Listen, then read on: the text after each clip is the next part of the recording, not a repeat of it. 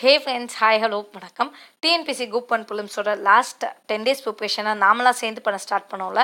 அந்த வகையில் நாம் இன்றைக்கி இருக்கிறது Day 8 ஆசம்.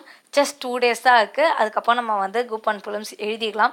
ஸோ இப்போது இந்நேரத்துக்கு ஓரளவுக்கு நீங்கள் ரெடியாக இருப்பீங்க அப்படின்னு நான் நம்புகிறேன். இந்த நிமிஷம் கண்டிப்பாக பயம் இருக்கும், கண்டிப்பாக பதட்டம் இருக்கும், என்ன பண்ணுறோம் அப்படிங்கிறதுல ஒரு சின்ன தடுமாற்றம் இருக்கும். But what ever it is, எல்லாத்தையும் கொஞ்சம் தள்ளி வச்சுட்டு நம்ம ப்ரொசீட் ஆக வேண்டியது ரொம்ப ரொம்ப இம்பார்ட்டண்ட். ஸோ ஆல்ரெடி நம்ம லாஸ்ட் மினிட்ல என்னென்ன தப்புக்கள்லாம் பண்ணுவோம், அதை எப்படி பண்ணாமல் இருக்கலாம் அப்படிங்கிற மாதிரியான சஜஷன் பேஸ்ட் வீடியோ வந்தாச்சு. ஸோ அதை வந்து ஜஸ்ட் பார்த்துக்கோங்க.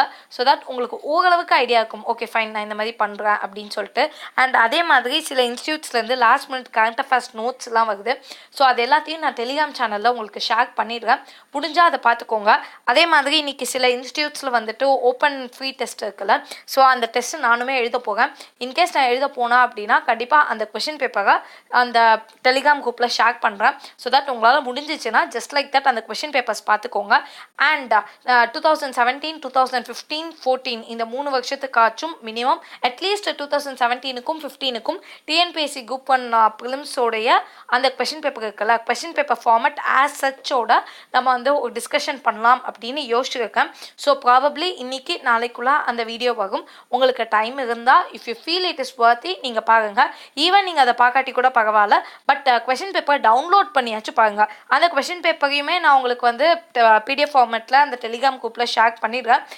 ஈவன் இஃப் நாட் ஒன்றும் பிரச்சனை இல்லை. So Hyder it is a channel இல்லைனா அந்த சாட் குரூப் எதில் நீங்கள் இருந்தாலும் கண்டிப்பாக அது எல்லாமே உங்களுக்கு வந்து சேரும். So I remember all these things. நீங்களும் உங்களுக்கு முடிஞ்ச வரைக்கும் ட்ரை பண்ணுங்கள், ஓகேயா? ஸோ இப்போ இந்த லாஸ்ட் 3 days ப்ரிப்பரேஷன் அப்படின்னு வரும்போது நமக்கு நிறைய பயம் இருக்கும், நிறைய பதட்டம் இருக்கும். ஆனால் அதை தாண்டி நம்ம முன்னேற வேண்டியது ரொம்ப ரொம்ப முக்கியம். ஸோ சிலபஸ் வைஸ் அப்படின்னு பார்க்கும்போது 7 நாள் நீங்கள் ஃபாலோ பண்ணியிருந்தீங்க அப்படின்னாலே அங்கே இங்கே தொட்டு தொட்டு வச்சு ஒரு 60% நீங்கள் படிச்சிருந்தீங்கன்னா கூட நீங்கள் சூப்பராக பர்ஃபார்ம் பண்ணியிருக்கீங்க, ஐ மீன் சூப்பராக படிச்சிருக்கீங்கன்னு அர்த்தம். இந்த படித்ததை வச்சு நீங்கள் நல்லபடியாக பர்ஃபார்ம் பண்ணலாம். ஸோ உங்களோட ப்ரிப்பரேஷனே பர்ஃபார்மன்ஸ் வந்து நல்லா இருந்திருக்கு. ஸோ ஃபைனல் எக்ஸாம்லேயும் நல்லாயிருக்கும். இல்லையே நான் அவ்வளோலாம் படிக்கலையே அப்படின்னு நீங்கள் நினச்சிங்கன்னா that is not a big deal. பரவாயில்ல, ஒன்றும் பிரச்சனை இல்லை. நம்ம ஆல்ரெடி சின்ன வயசுலேருந்து படித்த பல விஷயங்களை சேர்த்து ரிவிஷன் தான் இந்நேரத்துக்கு பண்ணிகிட்டு இருக்கோம். ஸோ அதனால் நீங்கள் இப்போதைக்கு படிக்கல, நான் எஃபர்ட் போடல அப்படின்னு நினச்சா கூட அதுக்கும் பயப்படாதீங்க. இல்லை சில டாபிக்ஸ் விட்டு வச்சுருப்பீங்க, சில சப்ஜெக்ட்ஸ் படிக்காமல் விட்டுருப்பீங்க, வாட் எவர் இட் இஸ், அது எதுவுமே பிரச்சனை இல்லை. கண்டிப்பாக நம்மளால் படிக்க முடியும். இதை தாண்டி என்னென்ன மாதிரியான தப்புக்கள்லாம் நம்ம பண்ணாமல் இருந்தோம்னா ஈஸியாக இந்த எக்ஸாம் கிராக் பண்ணலாம் அப்படின்னும் சில தப்புக்கள் இருக்குது. ஸோ அந்த மாதிரி தப்புக்கள் எல்லாத்தையுமே நான் உங்ககிட்ட ஷேர் பண்ணிடுறேன். ஸோ அதெல்லாம் நீங்கள் பண்ணீங்கன்னா கூட, லைக் அந்த மெத்தடாலஜியை நீங்கள் ஃபாலோ பண்ணீங்கன்னா கூட டெஃபினட்டாக நம்மளால் நல்லபடியாக எக்ஸாம் எழுத முடியும். ஸோ அந்த வீடியோ கண்டிப்பாக பாருங்கள். பிகாஸ் அதெல்லாம் தான் லாஸ்ட் மினிட்ல நம்ம ஃப்ரீக்வெண்ட்டாக பண்ணக்கூடிய மிஸ்டேக்ஸு. ஸோ அது வந்து நாளைக்கு ரிலீஸ் ஆகிடும். ஸோ அதை ஜஸ்ட் பார்த்துக்கோங்க, ஓகேயா? சரி, ரொம்ப கதை பேச வேணாம், நம்ம கண்டென்ட் உள்ள போயிடலாம். மேக்ஸிமம் எல்லா சப்ஜெக்ட்ஸுமே நம்ம படித்து முடிச்சிட்டோம். ஸோ அதை தாண்டி இன்றைக்கி நீங்கள் அகெயின் படிக்க வேண்டியது ஆப்டிடியூடில் சில டாபிக்ஸ் நீங்கள் என்னென்ன விட்டு வச்சுருக்கீங்களோ அதெல்லாம் பார்த்துக்கோங்க. கம்ப்யூட்டர் சயின்ஸ் வந்து சில கேள்விகள் வரதுக்கான வாய்ப்புகள் இருக்குது, அதை பார்த்துக்கோங்க. Next decision making, problem solving and மற்றபடி பேசிக் ஆப்டிடியூட் ஃபார்முலாஸ்லாம் இருக்குல்ல, அதை ரிவைஸ் பண்ணிட்டேங்க. லாஸ்ட் 3 daysக்கு இது ரொம்ப முக்கியம். அண்ட் நெக்ஸ்ட்டு இந்தியன் பாலிட்டியில் மட்டும்தானே சில டாபிக்ஸ் விட்டு போயிருக்கு.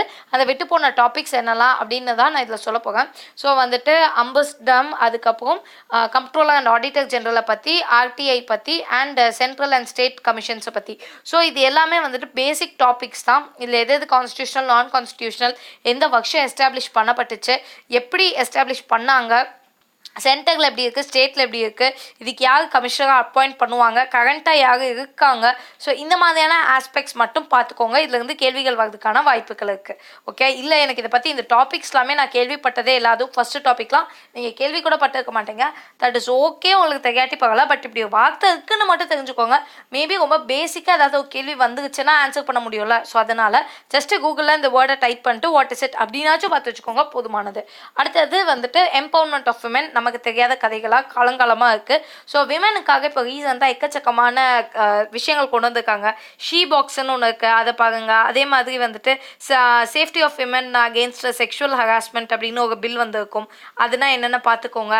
அதே மாதிரி மற்றபடி வந்துட்டு இந்த பாகல் ஸ்கீமு, மஹிலா ஸ்கீம், இந்த மாதிரி பல விஷயங்கள் விமனை டார்கெட் பண்ணி வந்திருக்கும். ஈவன் இப்போலாம் ரேஷன் கார்டு வந்து விமனோட நேமில் எடுத்தீங்க அப்படின்னா நிறைய சலுகைகள், அந்த மாதிரிலாம் பல ஆஸ்பெக்ட்ஸில் வந்து டெவலப் பண்ணிட்டுருக்காங்க விமன் எம்பவர்மெண்ட்டுக்காக. வேண்டி. ஸோ என்னென்ன கவர்மெண்ட் இது பண்ணாங்க, சென்ட்ரல் கவர்மெண்ட் என்ன பண்ணாங்க, ஸ்டேட் கவர்மெண்ட் என்ன பண்ணாங்க, அதை மட்டும் பார்த்துக்கோங்க. அடுத்தது வாலண்டியர் ஆர்கனைசேஷன்ஸ். ஸோ பல வாலண்டியர் ஆர்கனைசேஷன்ஸ் இருக்குல்ல, அதை பற்றி சும்மா வாட் இஸ் இட் அப்படின்னாலும் பார்த்துக்கோங்க. பயங்கரமாக நீங்கள் படிக்காட்டி பரவாயில்ல, கரண்ட் அஃபேர்ஸ் ரிலேட்டடாக ஏதாவது இருந்தால் அதை மட்டும் பார்த்துக்கோங்க. நெக்ஸ்ட் பப்ளிக் கிரீவியன்சஸ் ரெட்ரஸல், எப்படிலாம் நீங்கள் பப்ளிக் கிரீவியன்சஸை சரி பண்ண முடியும், ஸோ அந்த மாதிரி. அண்ட் அதே மாதிரி கன்சியூமர் ப்ரொடெக்ஷன் ஃபார்ம்ஸ் எக்கச்சக்கமாக இருக்கும் ஆக்சுவலி.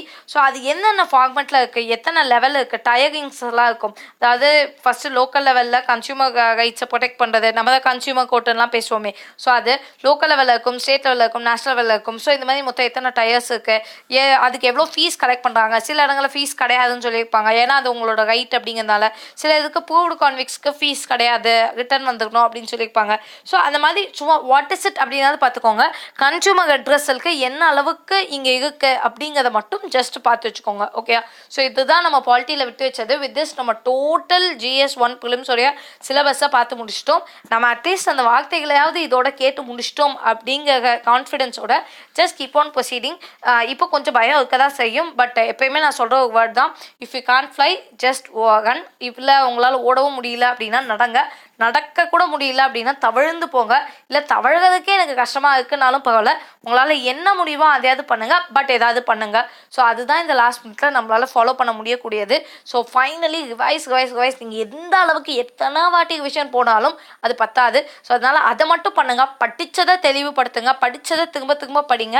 அப்போ தான் அது எக்ஸாம் ஹாலில் ஞாபகம் ஆகும். எக்ஸாம் ஹாலில் எக்காரணத்தை கொண்டும் ஐயோ நான் படித்தது தானே, இன்னும் கொஞ்சம் ஒன் டைம் பார்த்துருந்தா எனக்கு கரெக்டாக வந்திருக்குமே அப்படின்னு நம்ம ரெகட்லாம் பண்ணிடக்கூடாது.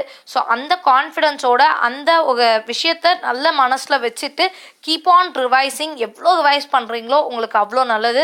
ஸோ ஹோப்ஃபுல்லி இதுக்கு மேலே நம்ம இது மட்டும் தான் பார்ப்போம். ஸோ நெக்ஸ்ட்டு 2 days தான் இருக்குது. ஹோப் விட்டுறாதீங்க. இல்லை நான் இன்னும் ஒழுங்காக படிக்கலை, என் ஃப்ரெண்ட்லாம் நல்லா படிச்சிருக்கா, நான் மட்டும் தான் ஒழுங்காக பெர்ஃபார்ம் பண்ணல. அதுவும் இந்த மார்க் டெஸ்ட்லாம் இன்றைக்கி எழுத போனீங்கன்னா கண்டிப்பாக உங்களுக்கு கொஞ்சம் லேக் ஆஃப் கான்ஃபிடென்ஸ் வரதுக்கான வாய்ப்புகள் இருக்குது. இல்லை சான்ஸே இல்லை அப்படிலாம் தோணும். பட் அப்படி தோணினாலும் அதை நீங்கள் கண்டுக்காதீங்க. Just leave it as such. So கான்ஃபிடென்ட்டாக எக்ஸாம் எழுதுங்க. That is very important. And for the final note, you don't need a new sunrise to start over. You just need a new mindset. So அந்த new mind set வச்சுக்கோங்க. Like நாளையிலேருந்து நான் perfect ஆகிடுவேன், இன்றைக்கி ஒரு நாள் நான் rest எடுத்துக்கேன், அந்த மாதிரிலாம் நம்ம அடிக்கடி நிறைய கதைகள் சொல்லுவோம். பட் அது எதுவுமே வேணாம். இந்த நிமிஷம் நீங்கள் நினச்சா கூட உங்களால் கரெக்டான ஒரு விஷயத்தில் உங்களால் பிரயாணிக்க முடியும். ஸோ தள்ளி போடாதீங்க, எதுவுமே போஸ்ட்போன் பண்ணாதீங்க. முடிஞ்ச வரைக்கும் கரெக்டான ஒரு ஸ்ட்ராட்டஜிஸை எல்லா விஷயத்துக்கும் ஃபாலோ பண்ண ஸ்டார்ட் பண்ணுங்கள். So all the very best. If you have any doubts please do say me in the comments below. And Telegram channel link கீழே டிஸ்கிரிப்ஷனில் இருக்கும். Please do join over there for instant updates. Thank you.